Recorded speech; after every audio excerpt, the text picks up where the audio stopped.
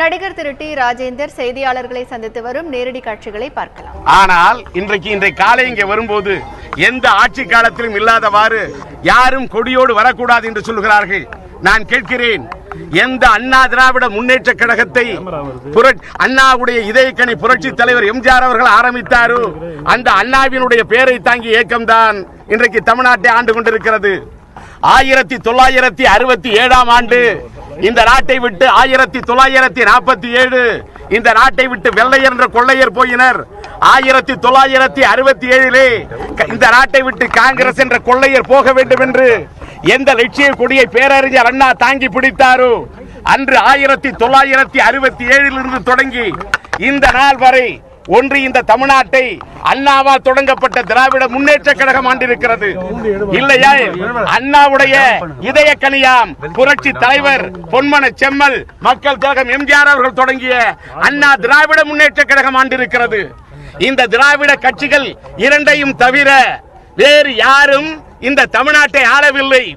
அந்த திராவிட முன்னேற்ற கழகத்தின் கொள்கையை தாங்கி மாணவர் பருவத்தில் இருந்த மாணவர் திமுகவாக அன்றைக்கு தொடங்கிய என்னுடைய வாழ்க்கை இன்றைக்கு லட்சிய திராவிட முன்னேற்ற கழகத்தின் தலைவராக லட்சியம் உள்ளவனாக பொங்கி எழுந்து கொண்டிருக்கக்கூடிய இந்த காலகட்டம் வரை திராவிட முன்னேற்ற கழகத்திலிருந்து திராவிட முன்னேற்ற கழகத்துக்காக உழைத்து வஞ்சிக்கப்பட்ட பொன்மன செம்மல் புரட்சி நடிகரை போலவே திராவிட முன்னேற்ற கழகத்திலிருந்து 3 ரூபாய் உறுப்பினர் அட்டையை புதுப்பிக்கவில்லை என்ற புதினமான காரணத்தை சொல்லி என்னை திமுகவிலிருந்து வெளியேற்றிய அந்த நாள் தொடங்கி இன்று வரை லட்சிய திமுக என்று லட்சியத்தை முழங்கிக் கொண்டிருக்கின்றேன்.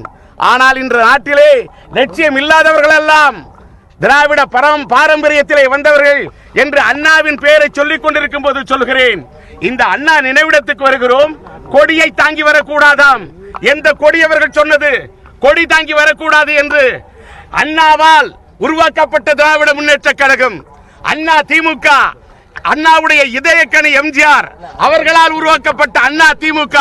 அந்த அண்ணா திமுகவின் பெயரை சொல்லி வாழ்ந்து கொண்டிருப்பவர்கள், ஆட்சியிலே இருப்பவர்கள், இன்றைக்கு நான் கேட்கிறேன், அண்ணாவின் பெயரை தாங்கிய அவருடைய நினைவு நாளிலே எங்கே கூட்டம்?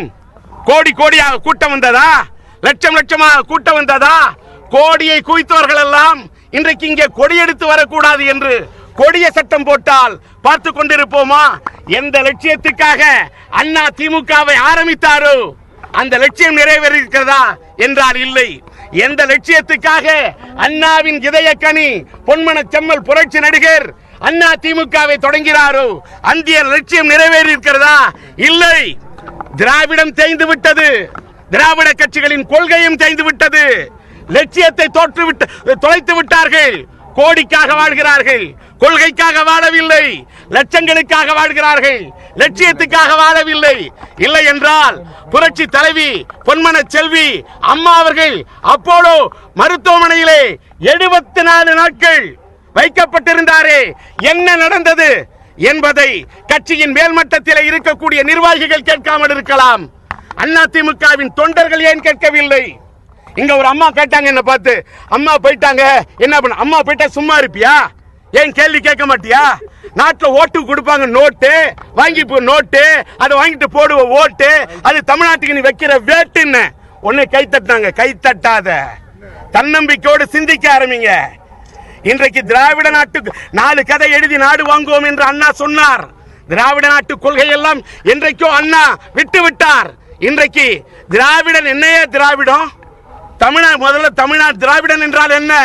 தமிழ், தெலுங்கு, மலையாளம், கன்னடம், துளு, இது 5 மொழியும் தமிழிலிருந்து பிரிந்த தாய்மொழியான தமிழிலிருந்து பிரிந்து சென்ற திராவிட மொழிகள். திராவிட நாட்டை சார்ந்தவர்கள் அன்றைக்கு ஒன்னா இருந்தோம், ஒரே மெட்ராஸ் மாகாணம். இன்னைக்கு கர்நாடகா தனி, கேரளா தனி, ஆந்திரா தனி. அப்படி பிரிஞ்சு போன பிறகு கேரளா இன்னைக்கு பாலாற்று குறுக்கே அணை கட்டுகிறார்கள், வயிற்றில் அடிக்கிறார்கள். முல்லை பெரியார் அணையா தமிழ்நாட்டுக்கு வயிற்றில் அடிக்கிறாங்க. பாலாத்து குறுக்கு அணை கட்டி ஆந்திராவில் பிரச்சனை, கர்நாடகாவில் தமிழ்நாட்டுக்கு காவேரியில் தண்ணி விட மாட்டாங்க. தஞ்சை மாவட்டத்தில் கூடிய விவசாயம் கருகி சாவுறான். இப்படி நாடு செத்து கொண்டிருக்கிறது. இன்னும் திராவிடம் பேச முடியாது. திராவிட நாட்டு கொள்கைகள் எல்லாம் எங்கே? திராவிடம் தேய்ந்து விட்டது. திராவிடன் என்ற உணர்வெல்லாம் மங்கிவிட்டது. தமிழ்நாட்டிலே தமிழன் பொங்கி எழ வேண்டும். தமிழ்நாட்டிலே தமிழன் தன்னிலை உணர வேண்டும், தன்னம்பிக்கையோடு பொங்கி எழ வேண்டும்.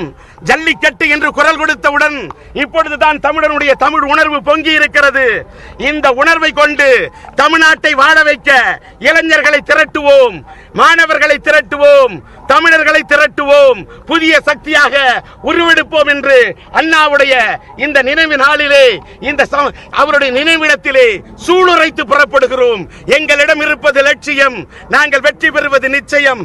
நாங்கள் தமிழ்நாட்டில் நேத்தி முந்தா நாள் முளைச்சவன்லாம் அடுத்த முதலமைச்சர் ஆகணும் கனவு காணலாம். டி ராஜேந்தர் 30 ஆண்டுகளுக்கு மேலாக அரசியல் இருந்திருக்கிறேன். நான் தமிழ்நாட்டின் முதல்வராக வேண்டும் என்று சொன்னதில்லை, முதலமைச்சராக வேண்டும் என்று ஆசைப்பட்டதில்லை, முதலில் ஒரு அமைச்சராக கூட சொன்னது கிடையாது. 4 நாளைக்கு முன்னாடி அரசியல் பேச ஆரம்பித்தவர்கள் எல்லாம் நாட்டை பிடிக்க வேண்டும் என்று ஆசைப்படும் போது இப்பொழுது சொல்லுகிறோம், தமிழ்நாடு நாங்க 234 தொகுதியில் நிப்பன் இதுவரைக்கும் சொன்னதில்லை.